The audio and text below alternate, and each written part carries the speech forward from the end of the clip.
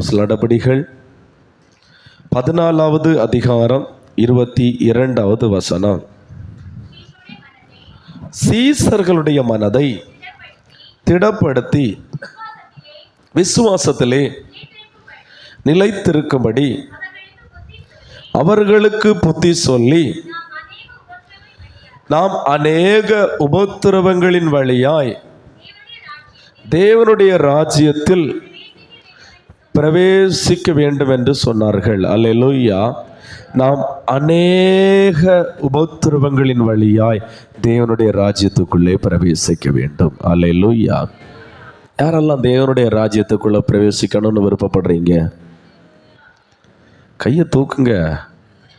அல்லேலூயா. எல்லாருக்கும் தேவனுடைய ராஜ்யத்தில் பிரவேசிக்கணும்னு ஆசை இருக்கு, அப்படித்தானே? அல்லேலூயா. நாம் அநேக உபத்திரவங்களின் வழியாய் தேவனுடைய ராஜ்யத்தில் பிரவேசிக்க வேண்டும். பிரபஞ்சத்தின் பிசாசானவன் ஜனங்களுடைய கண்களை குருடாக்கி வைத்திருக்கிறான். எது நல்ல வழி எது கெட்ட வழின்னு உள்ளதை கண்டுபிடிக்கவே முடியலை. அல்லேலூயா. நாம் பரலோக ராஜ்யத்துக்குள்ளே பிரவேசிக்கணும். அநேக உபத்திரவத்தின் வழியாகத்தான் நாம் கடந்து செல்லணும். அல்லேலூயா. ஆமென். எப்படியெல்லாம் உபத்திரவம் வரும் சொல்லுங்க பார்ப்போம். வியாதின்னு சொல்கிற உபத்திரவம். யாருக்கெல்லாம் வியாதின்னு சொல்கிற உபத்திரவத்தின் வழியாக நடத்தப்படுறீங்க? அல்லேலூயா. வியாதின்னு சொல்கிற உபத்திரவம். மார்க் 1:34 படிக்கும்போது பலவிதமான வியாதியினால் உபத்திரவப்படுகிற ஜனங்களை இயேசு கண்டு. அல்லேலூயா. பலவிதமான வியாதி. ஒரு வியாதி மாறினா இன்னொரு வியாதி, இன்னொரு வியாதி மாறினா இன்னொரு வியாதி, இப்படி வியாதி விளையாட்டே நடத்துவார். அல்லேலூயா. நாம் நினைப்போம் இந்த மாத்திரையை 10 நாள் எடுத்தா இந்த வியாதி தோடு மறைஞ்சிர, இனி நமக்கு வியாதி வராதுன்னு. அந்த 10 நாள் முடியதுக்கு முன்னாடி இன்னொரு வியாதி ரெடியாகி வந்திருக்கும். அல்லேலூயா. அடுத்து அந்த வியாதிக்காக மருந்தெடுக்கணும். இப்படித்தான் உலகம் ஓடிட்டே இருக்குது.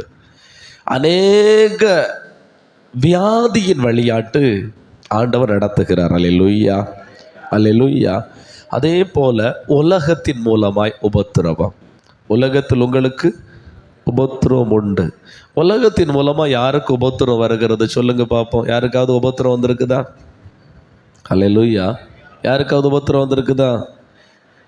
இயேசு அவர் அற்புதங்களை செய்தபோது திரளான ஜனங்கள் இயேசுக்கு பின்னாடி போயிட்டாங்க. அந்த நாள்லேருந்து இயேசுக்கு உபத்திரவம் தான். அப்போதான் இயேசு சொல்கிறார், உலகத்தில் உங்களுக்கு உபத்திரவம் உண்டு, ஆனாலும் திடங்கொள்ளுங்கள், திடங்கொள்ளுங்கள், நான் உலகத்தை ஜெயித்தேன். திடங்கொள்ளதான் சொன்னார். அல்லேலூயா. அல்லேலூயா. அப்போ உலகத்தில் உபத்திரவம் உண்டு. நீங்கள் ஆவியோடும் உண்மையோடும் திரும்ப சொல்லுங்க பாப்பா. ஆவியோடும் உண்மையோடு யாரெல்லாம் ஆராதிக்கிறீங்களோ அவங்களுக்கு எல்லாருக்கும் பிரச்சனை உண்டு. அல்லேலூயா. நீங்கள் ஆவியோடு உண்மையோடு ஆராதிச்சிங்கன்னா நீங்கள் இதுக்கு முன்னாடி உலகத்துக்குள்ளே இருந்திருப்பீங்க, ஒரு வழிபாட்டுக்குள்ளே இருந்திருப்பீங்க. அவங்க எல்லாம் எழும்புவாங்க.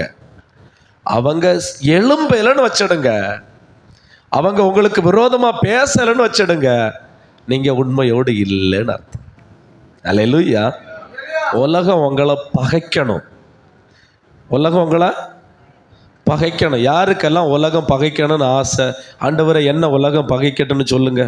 கையை தூக்கி சொல்லுங்க. என்ன உலகம் பகைக்கணும் ஆண்டவரே? ஏன்னா இயேசு என்ன சொல்லியிருக்கிறார்? உலகம் உங்களை பகைக்கும். பகைக்கலன்னு சொன்னா நீங்க பரலோக ராஜ்யத்துக்கு போகல. உலகம் உங்களை பகைக்கும். அல்லேலூயா. காரணம், நாம் உலகத்தான் அல்லவே. உலகம் தன்னுடையவைகளை சிநேகிக்கும். நாம உலகத்தான் அல்ல. அல்லேலூயா. நாம உலகத்தான போல வேஷம் போட்டு அப்படி இருந்தோம்னா ஆவியோடு ஆராதிப்போம். ஆனா என்ன இல்லை? உண்மை இல்லை. ஆவியோடும் உண்மையோடு ஆராதிச்சிங்கன்னா உலகம் உங்களை பகைக்கும். அல்லேலூயா. அங்கே கூட்டத்துக்கு போற, அங்க கூட்டத்துக்கு போனா இனி இப்படிலாம் நடக்கும், இப்படிலாம் வரமாட்டோம், கல்யாணத்துக்கு வரமாட்டோம், என்னது கருமாதிக்கு வரமாட்டோம், இப்படின்னு சொல்லி எப்படியெல்லாம் பிரச்சனை பண்ண முடியுமோ பிரச்சனை பண்ணுவாங்க. அல்லேலூயா. பிரச்சனை பண்ணலைன்னு சொன்னா நம்ம என்னது ஆத்துல ஒரு காலு சேத்துல ஒரு காலு. அல்லேலூயா. 2 எஜமானுக்கு ஊழியம் செய்துட்டு இருக்கோம், அது அக்கறை போய் சேராது. சொல்லிய புரியுதா? அல்லேலூயா. அப்ப உலகத்துல உங்களுக்கு உபத்திரம் வரணும், உபத்திரவத்தின் வழியாக தான் நடத்துறார். அல்லேலூயா. அதே போல நம்முடைய சரீரத்துல இளைப்பாறுதல் இல்லாத வண்ணமாய் உபத்திரவம். ஒவ்வொரு நாளும் பாடுபட்டு நாளைக்கு ஒரு நிம்மதி கிடைக்கும், நாளை கழிச்சு ஒரு நிம்மதி கிடைக்கும், ஓடி பிரயாசப்பட்டு இளைப்பாறுதல் இல்லாத வண்ணமான ஒரு உபத்திரவம். அல்லேலூயா. அநேகர் சொல்லுவாங்க, வயசான பிறம் இவ்வளவு கடந்து கஷ்டப்படுறேன். உபத்திரம் என்னைக்கு மாறும்? அல்லேலூயா. அப்படிப்பட்ட நிலைமைக்குள்ள இருக்கிறீங்களா? நீங்க சரியான பாதைக்குள்ள நடத்தப்படுறீங்க. அல்லேலூயா. அல்லேலூயா. அதே போல கிறிஸ்துவின் நிமித்தம் யாரெல்லாம் உபத்திரவப்படுறீங்க?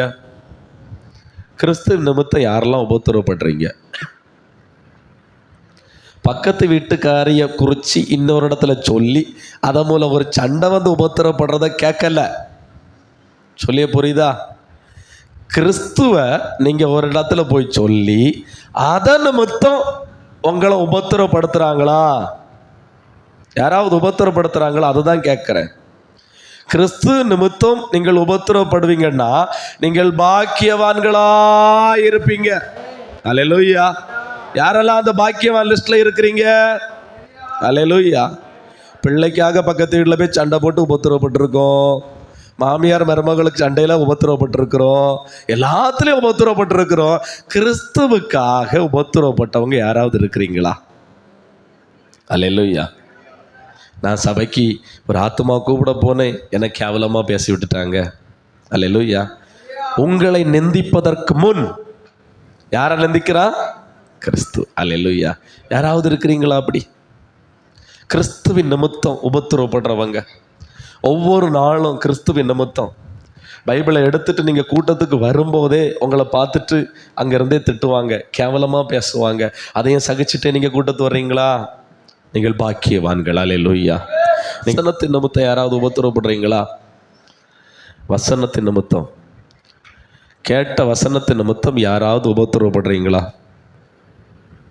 ஒரு வசனம் நம்ம கேட்டாச்சு, தன்னிடத்தில் அன்பு கூறுவது போல பிறரிடத்திலும் அன்பு கூற வேண்டும்.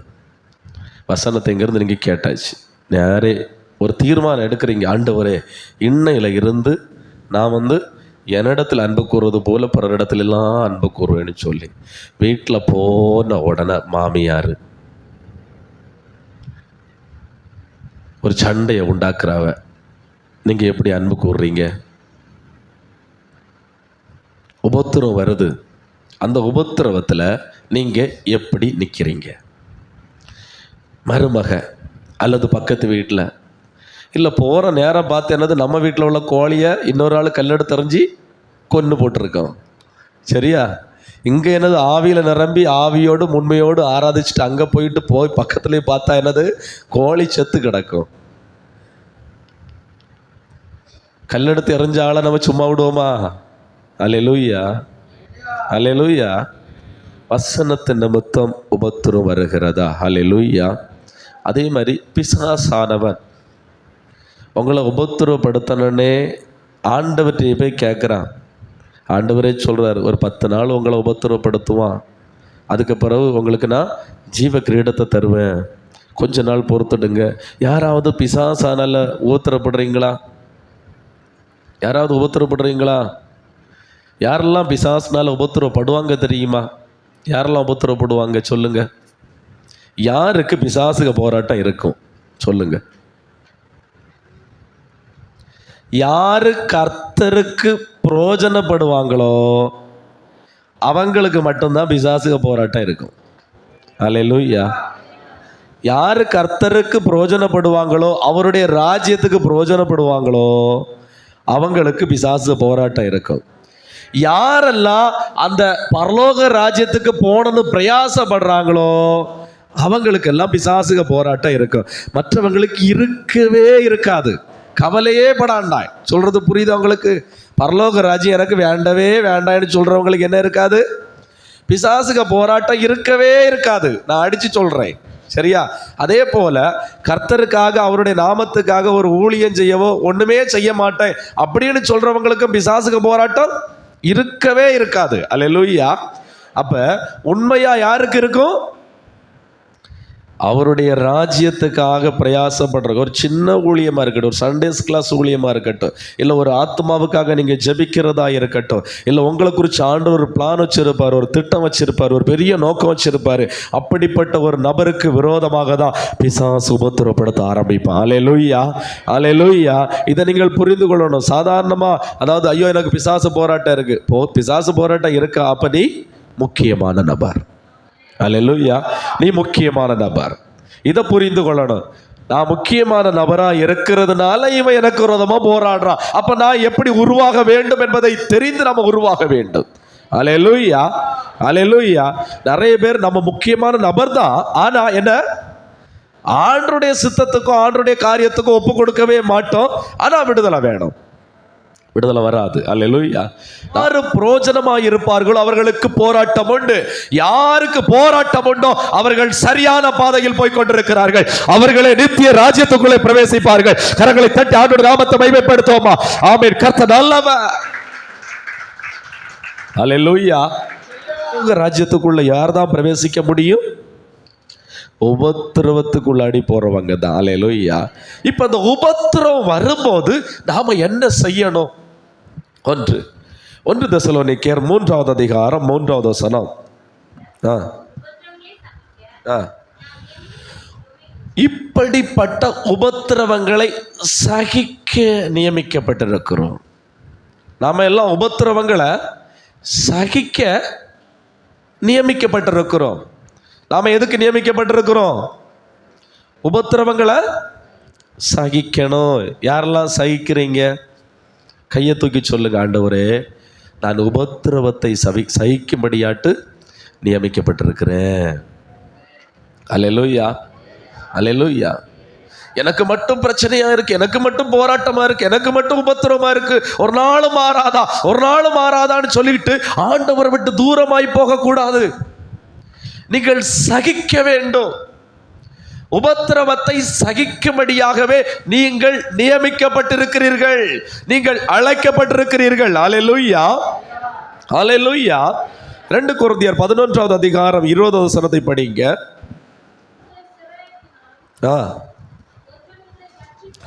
ஒருவன் உங்களை சிறையாக்கினாலும், ஒருவன் உங்களை பட்சித்தாலும், ஒருவன் உங்களை கைவசப்படுத்தினாலும், ஒருவன் உங்களுக்கு மேலாக தன்னை உயர்த்தினாலும், ஒருவன் உங்களை முகத்தில் அறைந்தாலும் நீங்கள் சகிக்க வேண்டும். அல்லேலூயா. சகிப்புனா எப்படி நீங்க பார்த்துக்கிடுங்க. அதாவது ஒருவன் உங்களை சிறைப்படுத்தி வைத்தாலும் சரி, ஒருவன் உங்களை முகத்தில் அறைந்தாலும் சரி, நீங்கள் சகிக்க வேண்டும். யாரெல்லாம் சகிக்கிறீங்க? என்னையே நீ திட்டிட்டியா? என்ன யாருன்னு உனக்கு தெரியுமா? எனக்கு ஒரு சுவாபம் உண்டு தெரியுமா? அப்படின்னு சொல்லிட்டு நம்ம அப்படியே வெளியில வந்துடுறோம். நம்ம கிறிஸ்துவ தரித்திருக்கிறோம், கிறிஸ்துவுடைய பிள்ளைன்னு உள்ளதை மறந்து. அல்லேலூயா, அல்லேலூயா. நம்முடைய சுவாபத்தை காட்டுறோம். உபத்திரம் வரும்போது ஏன் எனக்கு இப்படி அப்படின்னு சொல்லிட்டு முறுமுறுக்க ஆரம்பிக்கிறோம். சகிக்கணும். அல்லேலூயா, அல்லேலூயா. அதுக்கப்புறமா பாருங்க, ரோமர் 12:12 படிங்க. நம்பிக்கையிலே சந்தோஷமாயிருங்கள், உபத்திரவத்துல பொறுமையா இருக்கணும். அல்லேலூயா. உபத்திரவத்துல பொறுமையா இருக்கணும். யாரெல்லாம் பொறுமையா இருக்கிறீங்க? உபத்திரவத்துல மாறி போகும். ஒரு உபத்திரம் வருதா, பிரச்சனை வருதா, ஒரு போராட்டம் வருதா, இல்லை குடும்பத்தின் மூலமா ஒரு பிரச்சனை வருதா, அந்த இடத்துல பொறுமையா இருக்கணும். அல்லேலூயா. நம்ம பொறுமையை நாம காத்துக்கொள்ளணும். அல்லேலூயா. ஆமென். எபிரெயர் 6வது அதிகாரம் 15 வசனத்தை படிக்கும்போது, அவன் பொறுமையாய் காத்திருந்து வாக்கு தத்தம் பண்ணினதை பெற்றான். நமக்கென்று ஒரு வாக்கு தத்தம் ஆண்டவர் வச்சிருக்கிறாரு. அந்த வாக்கு தத்தம் பண்ணதை நாம் பெற்றுக்கொள்ள வேண்டும். அல்லேலூயா. எபிரெயர் 10:36 படிக்கும்போது, நீங்கள் தேவனுடைய சித்தத்தின்படி செய்து வாக்கு தத்தம் பண்ணப்பட்டதை பெறும்படிக்கு பொறுமை உங்களுக்கு வேண்டியதா இருக்கிறது. எபிரெயர் 12:1 படிக்கும்போது, மேகம் போன்ற இத்தனை திரளான சாட்சிகள் நம்மை சூழ்ந்து கொண்டிருக்க பாரமான யாவற்றையும் நம்மை சுற்றி நிற்கிற பாவத்தையும் தள்ளிவிட்டு விசுவாசத்தை தோங்குற முடிக்கிறோமா இயேசு நோக்கி நமக்கு நியமித்திருக்கிற ஓட்டத்தில் பொறுமையோடு ஓட கடவோம். அல்லேலூயா. பொறுமை ரொம்ப அவசியம். ஆவிக்குரிய வாழ்க்கையில பொறுமை என்பது ரொம்ப அவசியம். அல்லேலூயா, அல்லேலூயா. அப்போ உபத்திரவம் வரும்போது முதலாவது என்ன செய்யணும்? சகிக்கணும். ரெண்டாவது பொறுக்கணும். அல்லேலூயா. பொறுத்து கொள்ளணும். அல்லேலூயா. காணாததை நம்பினோமை ஆனால் நம்ம பொறுமையோடு இருப்போம். காணாததா நம்பினா நம்ம பொறுமையோடு இருப்போம். காணாதது என்னது? பரலோக ராஜ்யம். அதை நம்புனா நம்ம பொறுமையோடு இருப்போம். அல்லேலூயா, அல்லேலூயா. அந்த வசனம் ரோமர் 8:25 படிக்கும்போது சொல்லப்பட்டிருக்கிறது, நாம் காணாததை நம்பினோமையாகில் அது வருகிறதற்கு பொறுமையோடு காத்திருப்போம். அல்லேலூயா. சரி, மூன்றாவது 2 தெசலோனிக்கர் 1வது அதிகாரம் 4வது வசனம். 2 தெசலோனிக்கர் 1:4, நீங்கள் சகிக்கிற சகல துன்பங்களிலும் பொறுமையையும் விசுவாசத்தையும், பொறுமைக்கு அடுத்து என்னது? விசுவாசம். இந்த உபத்திரவமே நீங்க விசுவாசத்துல நிற்கிறீங்களா இல்லையான்னு உள்ளதை சோதிப்பதற்காகத்தான். ஒருவேளை அது வியாதியின் ரூபத்தில் வரும், ஒருவேளை அது மனுஷனுடைய ரூபத்துக்குள்ள வரும், ஒருவேளை ஏதாவது ஒரு கடன் மாறாடுள்ள போராட்டத்துக்குள்ள வரும், இல்ல ஏதோ ஒரு அழிவுன்னு சொல்ற போராட்டத்துக்குள்ள வரும். அந்த உபத்திரவம் நீங்க கர்த்தருக்குள்ள நிற்கிறீர்களா இல்லையான்னு உள்ளதை தெரிந்து கொள்ளும்படியாகத்தான். அல்லேலூயா. விசுவாசம். உபத்திரவத்தில் விசுவாசமா இருக்கணும். ஆனா இயேசு உங்களை விட்டு ஒரு இடம் போகல, உங்க கூட தான் இருக்கிறாரு. அல்லேலூயா. நீங்க வியாதியோடு கூட இருக்கும்போது இயேசு தூரமா போயிட்டா நினைக்கிறீங்களா? உங்க கூட தான் இருப்பாரு. பிரச்சனையோடு கூட இருக்கும்போது 4 பேர் வந்து கெட்ட வார்த்தை பேசும்போது ஆண்டவரை தூரமாட்டா போறாரு. இல்ல கூட தான் இருப்பாரு. அல்லேலூயா. எவ்வளவு பெரிய நெருக்கத்திலே உபத்திரவத்திலே கர்த்தர் கூட தான் இருப்பாரு. சீசர்களோடு கூட இயேசு படகுல போறாரு பாருங்க. இயேசு படகுல போறாரு, ஒரு தலையணையை கொடுத்து தூங்க வச்சாச்சு.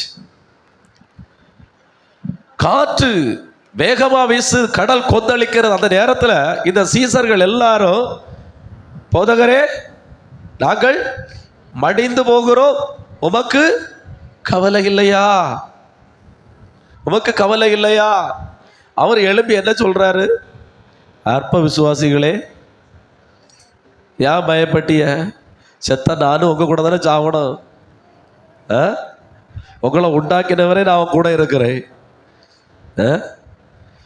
உங்களை உண்டாக்கினவரே உங்க கூட இருக்கிறேன். எதுக்கு நீ பயப்பட்ட? சொல்றது புரியுதில்ல? எந்த உபத்திரம் வந்தாலும் சரி, எந்த நெருக்கம் வந்தாலும் சரி, எந்த போராட்டம் வந்தாலும் சரி, எப்படிப்பட்ட வியாதி வந்தாலும் சரி, கர்த்தர் உன் கூட இருக்கிறாரு. உபத்திரவத்திலே கர்த்தர் உன் கூட இருக்கிறார் என்பதை நீ உணர்ந்து விசுவாசத்திலே உறுதியாய் நில்லு. அல்லேலூயா, அல்லேலூயா. உபத்திரம் வந்தவன, பிரச்சனை வந்தவன, போராட்டம் வந்தவன சபைக்கு வருகிறது இல்லை. அநேகரை குறித்து நான் கேட்டிருக்கிற ஒரு கேள்வி, ஒரு வீட்டில் பாருங்க, ஜெபிக்க கூப்பிடுறாங்க, வீட்டில் ஃபுல்லாக போராட்டம்.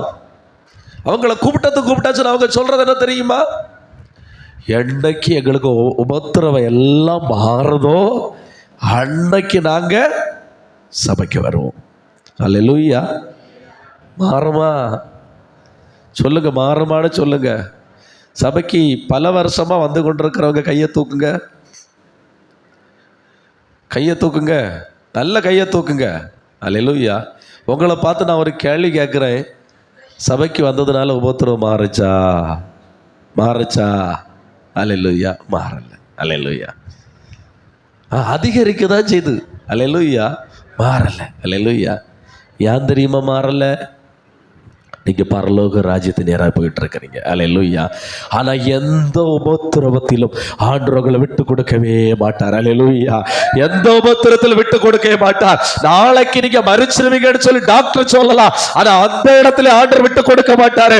அந்த இடத்துல நீங்க கை அப்படி அதாவது நடக்க கூட முடியாமல் நீங்க நடந்து நடந்து நடந்து ஆண்டவர் ஆராதிப்பீங்க. அல்லேலூயா. அல்லேலூயா. சொல்றது உங்களுக்கு புரியுதா? விசுவாசத்துல உறுதியா இருக்கணும். மலை போல பிரச்சனை உங்களுக்கு வரட்டும், ஆண்டவன் நினைச்சா ஒரு செகண்ட்ல மெழுகு போல உருகும். அல்லேலூயா. அந்த விசுவாசம் உங்களுக்குள்ள இருக்கணும். அல்லேலூயா. பிரச்சனையை பார்த்து பயந்து பயந்து பயந்து பயந்து இருக்கக்கூடாது. அல்லேலூயா. பிரச்சனை தானே, வந்துகிட்டே இருக்கட்டும். நாளைக்கு என்ன பிரச்சனை வர நமக்கு தெரியாது. என்ன பிரச்சனை வந்தாலும் என்னது, விசுவாசத்துல நீங்கள் உறுதியா இருக்கணும். அல்லேலூயா. கர்த்தர் என் கூட இருக்கிறாரு.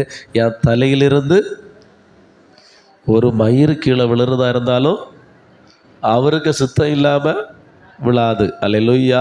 உங்களை உள்ளம் கைக்குள்ள வரைஞ்சி வச்சிருக்கிறாரு. உங்களை தொடுகிறவன் அவருடைய கண்மணியை தொடுறான். நம்ம கண்மணியில் ஒரு ஆள் வந்து கண்ணுக்கு உள்ளாடி கண்மணியில் ஒரு ஆள் குத்துனா நம்ம விடுவோமா? நம்மளை தொட்டா அவருக்கு கண்மணியை தொடுறதுக்கு சமம். அல்லேலூயா. அல்லேலூயா. நீங்க விசுவாசத்துல உறுதியா இருங்க.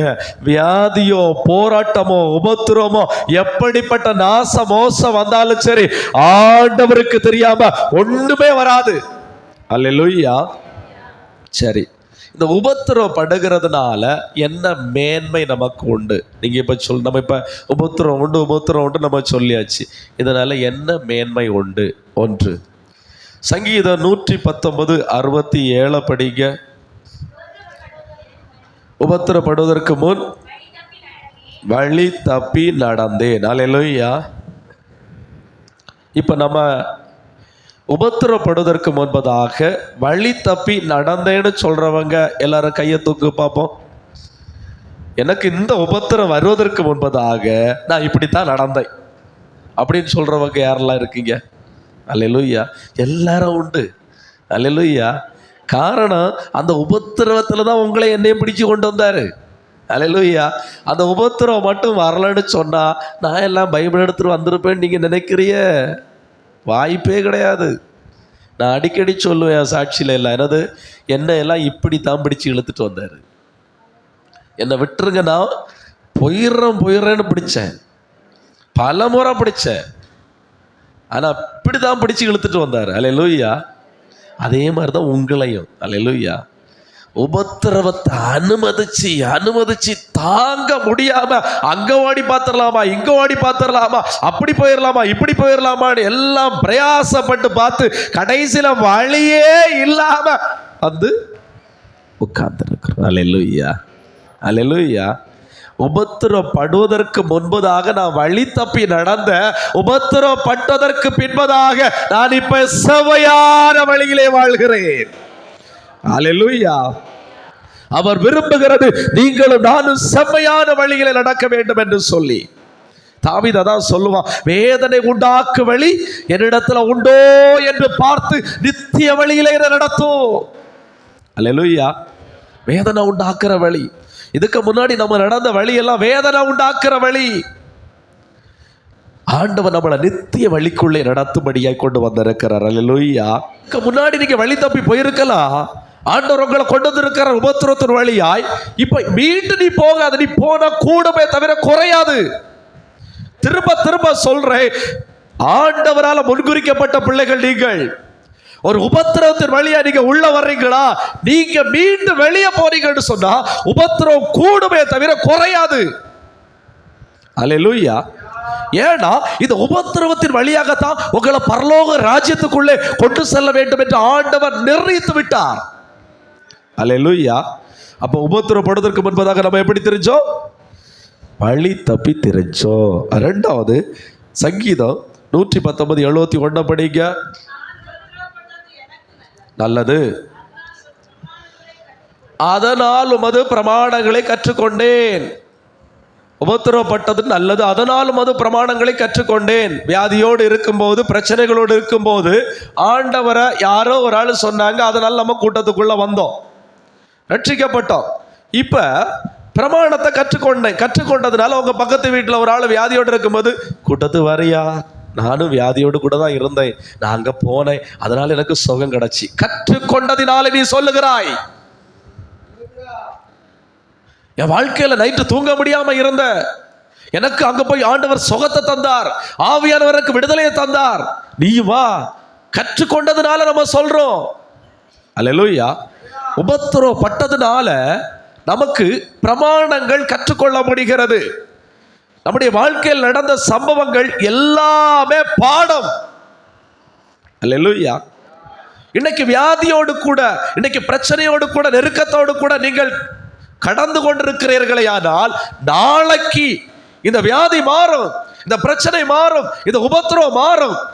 இன்னும் வியாதியோடு கூட இருக்கிறவர்கள், பிரச்சனையோடு கூட இருக்கிறவர்கள், உபத்திரவத்தோடு கூட இருக்கிறவர்களுக்கு நீங்கள் தான் ஆலோசனை சொல்லி நீங்கள் தான் விடுவிக்கிறவர்களாய் மாற முடியும். உபத்திரவப்பட்டவனுக்கு தான் உபத்திரவத்தினுடைய வலி தெரியும். வியாதிப்பட்டவனுக்கு தான் வியாதியுடைய வலி தெரியும். பிசாசின் பிடியில் இருந்த பிள்ளைகளுக்கு தான் பிசாசின் பிடியில் கஷ்டப்படுகிறவருடைய வேதனை தெரியும். அல்லேலூயா. அப்ப வேதனையோடு இருந்து விடுதலை பெற்ற நான் பிறருக்காக, பிறருடைய விடுதலைக்காக உழைக்கிறவனாக இருப்பேன். அல்லேலூயா. நான் பிரமாணத்தை கற்றுக்கொண்டதினாலே பிறருக்கு சொல்லுகிறவனாக இருப்பேன். அல்லேலூயா. உபத்திரவம் இல்லாமல் சொகுசாய் ஜீவித்து நாம பிறருக்கு பயன்பட முடியவே முடியாது. சொல்றது உங்களுக்கு புரியுதா? ஆண்டவர் எந்த பாதையில் உங்களை நடத்துகிறார்களோ அதே பாதையில் விழுந்து கிடக்கிற நபர்களை தூக்கி விடுவதற்காகவே நடத்துகிறார். இன்னைக்கு கடல் மாறன்னு சொல்லி நம்ம புலம்பிக் கொண்டிருக்கிறோம். ஏன், என்ன காரணத்திற்காக தெரியுமா? இதே கடல் மாறத்துக்குள்ளே கிடக்கிற நபர்களை குறித்த பாரம் நமக்குள்ளே வர வேண்டும். அல்லேலூயா. அல்லேலூயா. உபத்திரவப்படுகிறதுனாலே நம்ம பிரமாணங்களை கற்றுக்கொள்ளுகிறோம். எந்த பிரச்சனை, எந்த உபத்திரவத்துக்குள்ள நீங்க நடத்தப்படுறீங்களோ அதே பிரச்சனைக்குள்ள, அதே உபத்திரவத்துக்குள்ள இருக்கிற அவர்களுக்கு நீங்கள் கற்றுக் கொடுக்கிறவர்களாய் மாறுவீர்கள். அல்லேலூயா. அல்லேலூயா.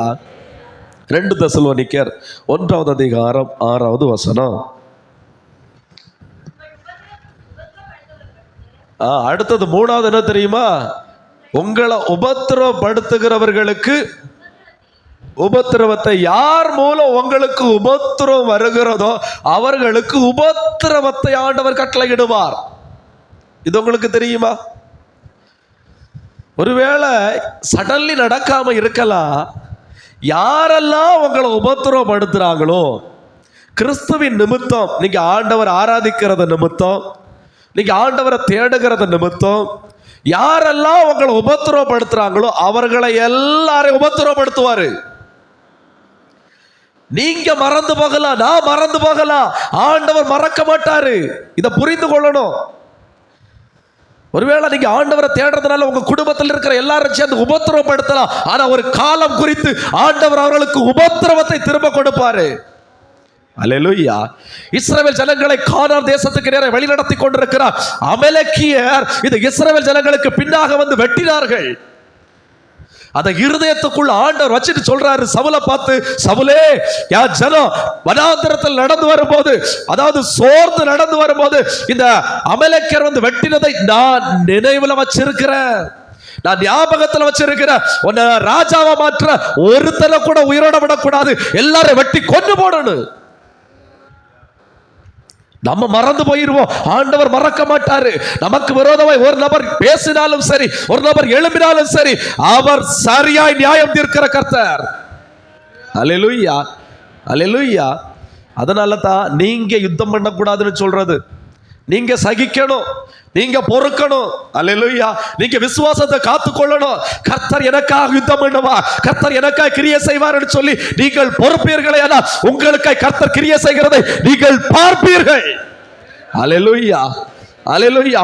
100% பார்ப்பீங்க.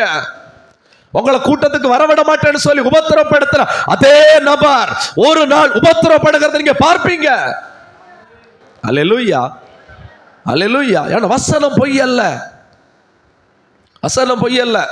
ஆண்டவரை உபத்திரவம் உம்மத்தான தேடுற, இப்படி என்ன நெருக்கிறாங்களே, இப்படி என்ன ஒடுக்கிறாங்களே, ஊழியத்துக்கு விரோதமாய், சபைக்கு விரோதமாய் எல்லாவற்றையும் ஆண்டவர் பார்த்து கொண்டிருக்கிறார். அவர் யுத்தம் பண்ணுகிற கர்த்தர், சேனைகளின் கர்த்தர். அவர் நமக்காக யுத்தம் பண்ணுவார். கரங்களை தட்டி ஆண்டவருடைய நாமத்தை மகிமைப்படுத்துவோமா? எனக்காக வழக்காடுகிறவர், எனக்காக வாதாடுகிறவர் ஒருவர் இருக்கிறார். ஆமென், அல்லேலூயா. அடுத்ததாக மேன்மை என்ன தெரியுமா? அதே வசனத்துல 2 தெசலோனிக்கர் 1:6 படிங்க.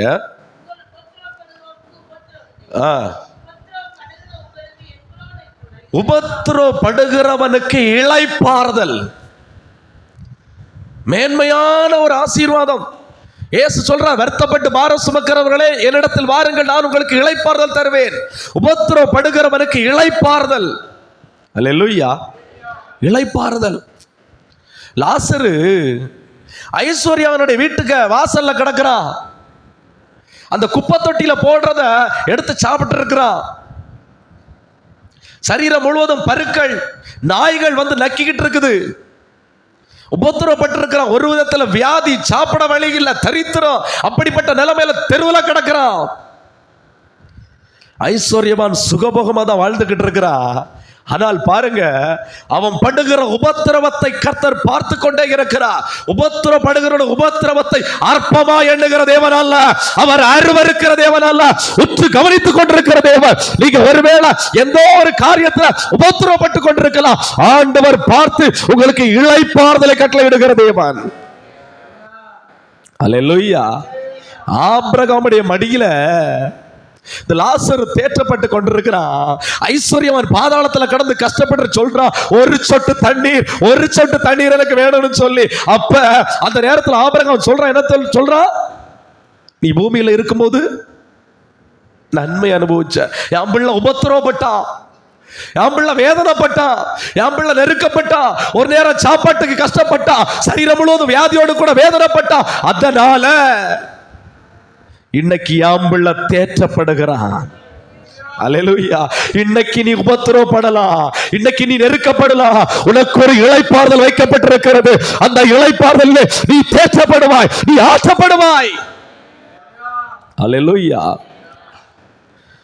பத்மு தீவுல கிறிஸ்துவுடைய சாட்சி நிமித்தமாய் இந்த யோவான் கொண்டு தள்ளப்பட்டிருக்கிறான் பாருங்க. தனித்து விடப்பட்ட ஒரு நிலைமையில வயோதிப நாட்கள்ல அந்த பத்மு தீவில கொண்டு போய் வேதனைப்படுத்தப்பட்டு உபத்திரப்படுத்தப்பட்ட நிலைமையிலே காணப்படுகிறான் இந்த யோவான்.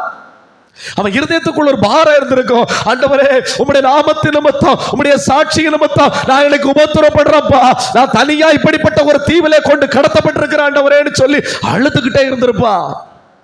அந்த நேரத்தில் ஆண்டவர் ஒரு சம்பவத்தை காண்பிச்சு கொடுக்கிறாரு பாருங்க. வெளிப்படுத்தின விசேஷம் 7வது அதிகாரம் 9வது வசனத்தை படிக்கும்போது அதுல சொல்லப்பட்டிருக்கிறது, ஒருவரும் எண்ணக்கூடாததுமான திரளான கூட்டமாகிய ஜனங்கள் வெள்ளை அங்கிகளை தரித்து தங்கள் கைகளில் குருத்தோலைகளை பிடித்து சிங்காசனத்துக்கு முன்பதாகவும் ஆட்டுக்குட்டியானருக்கு முன்பதாக நிற்க கண்டேன்.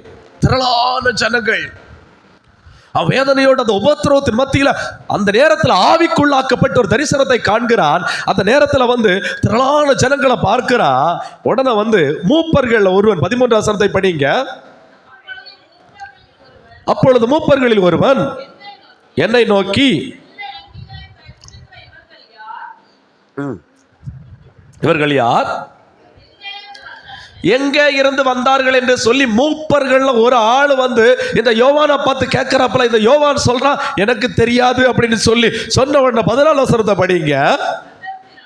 அதற்கு நான், ஆண்டவரே உமக்கே தெரியும் என்றேன். அப்பொழுது அவன், இவர்கள் மிகுந்த உபத்திரவத்தில் இருந்து வந்தவர்கள். இன்னைக்கு உபத்திரப்பட்டிருக்கிற, ஒரு நாள் வெள்ளை அங்கி தரித்து குருத்தோலை பிடித்து கர்த்தராகிய இயேசு கிறிஸ்துவுக்கு முன்பாக நிற்பாய். விசுவாசிக்கிற பிள்ளைகள் கரங்களை தட்டி ஆண்டவருடைய நாமத்தை மகிமைப்படுத்துவோமா? ஆமென். இவர்கள் மிகுந்த உபத்திரவத்தில் இருந்து வந்தவர்கள். இவர்கள் தங்கள் அங்கிகளை ஆட்டுக்குட்டியாருடைய இரத்தத்திலே துவைத்தவர்கள். அல்லேலூயா, அல்லேலூயா. எப்படிப்பட்ட இளைப்பாறுதல் பாருங்க. 16வது வசனத்தை படிங்க. இனி பசி இல்ல, இங்க தரித்திரம்னு சொல்லி சாப்பிட வழி இல்லைன்னு சொல்லி கடன் சொல்லி அலைஞ்சுகிட்டு இருக்கிற இல்ல, இனி உனக்கு பசி இல்ல. உனக்கு தாகம் இல்ல, வெயிலாகிலும் உஷ்ணமாவது இவர்கள் மேல் படுவதில்லை. எப்படிப்பட்ட இளைப்பாறுதல் பாருங்க. அல்லேலூயா, அல்லேலூயா, அல்லேலூயா. கடைசியாக 2 கொரிந்தியர் 4வது அதிகாரம் 17வது வசனம்.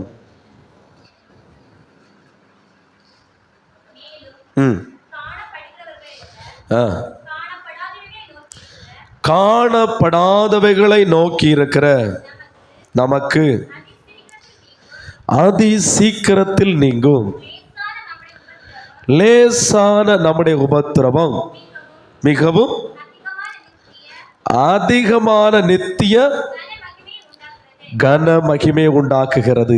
அதிகமான நித்திய கன மகிமை. அல்லேலூயா, அல்லேலூயா. கடைசியாக அதிகமான நித்திய கன மகிமை. ஒரு மனுஷன் எவ்வளவு அதிகமா உபத்திரப்படுறானோ அவ்வளவு அதிகமாய் நித்தியத்தில் உங்களுக்கு கனமும் உண்டு, மகிமையும் உண்டு. அல்லேலூயா. சொல்றது உங்களுக்கு புரியுதா? ஒரு மனுஷன் கிறிஸ்துவின் நிமித்தம், அவருடைய நாமத்தின் நிமித்தம், அவரை தேடுகிறது நிமித்தம், அவர் ஆராதிக்கிற நிமித்தம் எவ்வளவு அதிகமாய் உபத்திரப்படுகிறாரோ அவ்வளவு அதிகமாயினது நித்தியத்துல கனமும் உண்டு, உனக்கு மகிமையும் உண்டு. அல்லேலூயா, அல்லேலூயா. ஸ்தேவான எல்லாரும் சுத்தி கல்லறிகிறாங்க. கல்லறியும் போது என்னது? உபத்திரவம். அந்த உபத்திரவத்துல கல்லறிஞ்சு கொல்றாங்க. கொல்லும் போது இவன் மரிக்கிற தருவாயில கண்ணை திறந்து பார்க்கும்போது ஒரு கனம். என்ன கனம் சொல்லுங்க? மத்தியவான்ல இயேசு பிதாவுக்கு வலது பாரிசத்துல எழுப்பி நின்று எல்லார் தூதர்களோடு கூட வரவேற்கிறாரு.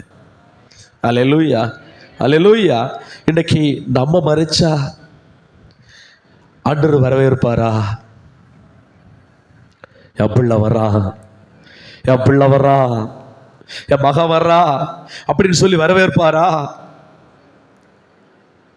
உபத்திரவத்தை நீங்க பொறுமையோடு கூட சகிச்சு நீங்க விசுவாசத்துல உறுதியா நின்னீங்கன்னு சொன்னா அவர் நீதியின் கிரீடத்தை வச்சுட்டு, என் பிள்ளைக்கு கிரீடத்தை வைக்கணும், என் பிள்ளையுடைய சிரசுல கிரீடத்தை வைக்கணும், என் பிள்ளை நல்ல போராட்டத்தை போராடி ஜெயிச்சுட்டா என் பிள்ளைக்கு நீதி கிரீடத்தை கொடுக்கணும்னு சொல்லி அவர் கிரீடத்தை வச்சு நிக்கிறாரு. யாரெல்லாம் அந்த கனத்தை பெற்றுக்கொள்ளணும், அந்த மகிமையை பெற்றுக்கொள்ளணும் ஆசைப்படுறீங்க?